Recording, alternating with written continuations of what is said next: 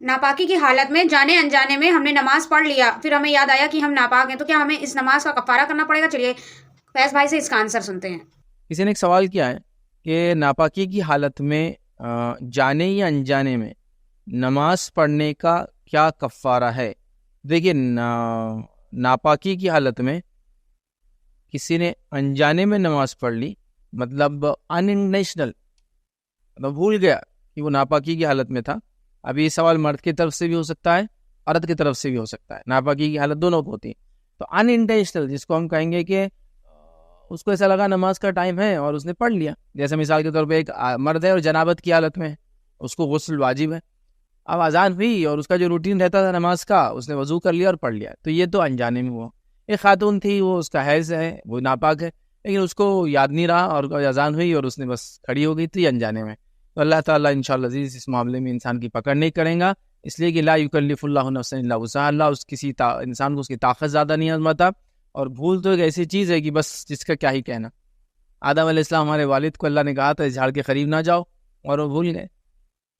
بھول کا معاملہ الگ ہے۔ موسیٰ علیہ السلام نے جو ہے یوشع ابن نون کو ساتھ دیا، جو ابھی نبی نہیں تھے، آپ کے صحابی تھے، اور خضر کو تلاش کرنے نکلے علیہ السلام، اور یوشع جو ہے بتانا ہی بھول گئے، وہ مچھلی واقعہ نا، وہ ٹوکری میں ایک مچھلی تھی، موسیٰ علیہ السلام نے کہا جب یہ مچھلی کچھ عجیب و غریب حرکت کرے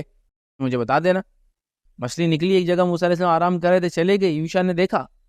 بتانا بھول گئے۔ بھول گئے، بھول کا تو کیا ہے بھائی، اس میں تو انسان کی یہ ایک بہت بڑی کمزوری ہے، بھول سے کر لیا تو کوئی کفارہ نہیں دل میں، لیکن نادم ہو کہ آئندہ ایسی حرکت نہ ہو، یہ تو ہو گیا۔ لیکن جس کو کہیں گے جانتے بوجھتے کوئی کرنا، بھائی یہ تو بالکل غلط۔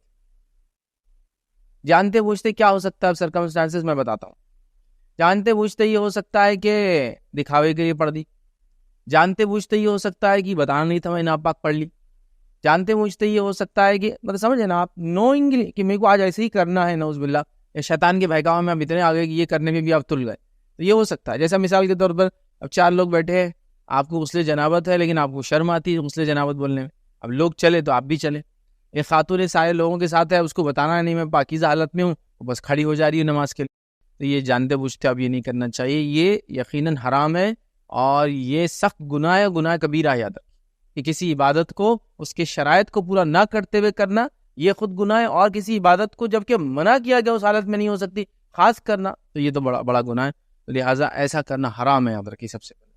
یہ آپ نہیں کر سکتے کسی بھی حال میں، تو یہ غلطی نہ ہمیں۔ اس میں یہ سچویشن بھی داخل کر لے آپ، یہ بڑی ناپاکی کی حالت تو نہیں ہے، لیکن چھوٹی ناپاکی ہے۔ چھوٹی ناپاکی مطلب جس سے وضو کرنا ضروری ہے، بڑی ناپاکی سے مراد جس میں غسل بھی ضروری ہے پھر وضو بھی ضروری ہے، تو اس کے لیے یاد رکھیے، اس چیز کو آپ سمجھیں کہ مثال کے طور پر شرم والی جو مثال میں دیتا ہوں، کوئی ایک آدمی نماز کے لیے کھڑا ہوا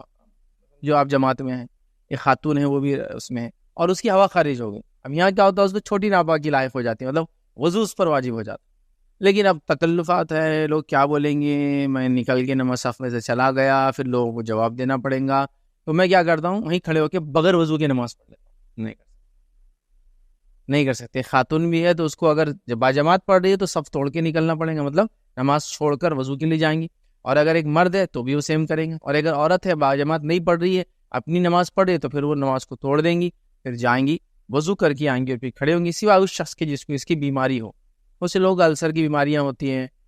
ان کا پیٹ ایسا ہوتا ہے کہ وہ بہت زیادہ گیسز پیدا کرتا ہے، تو اس میں علماء پھر کہتے ہیں یہ اس مرض کی طرح ہے جو جس کو پیشاب کے خطروں کی بیماری ہے نا، تو ایک وضو کر لے اور پوری نماز پڑھ لے، تو یہ آدمی بھی ایک وضو کر لے اور پوری نماز پڑھ لے، پھر چاہے پھر کتنے بار بھی ہوا خارج ہو، کیونکہ وہ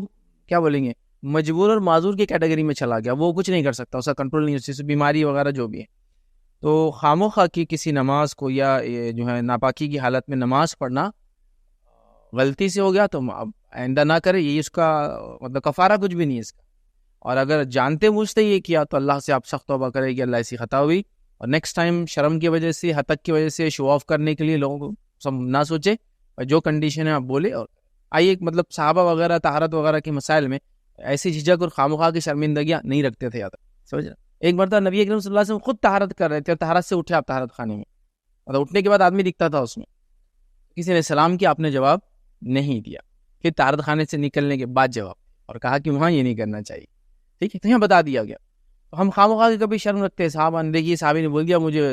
غسل جنابت تھی اس لیے میں نے آپ کا جواب نہیں دیا، بہرحال تو ہمیں یہ خامخواہ شرم وغیرہ کی وجہ سے نہیں کرنا چاہیے. اس سے کوئی کفارہ بہرحال میرے علم میں نہیں ہے, لیکن ناپاکی کی حالت میں نماز پڑھنا ایک گناہ کبیرہ ہے, درکی بڑا گناہ. کسی نے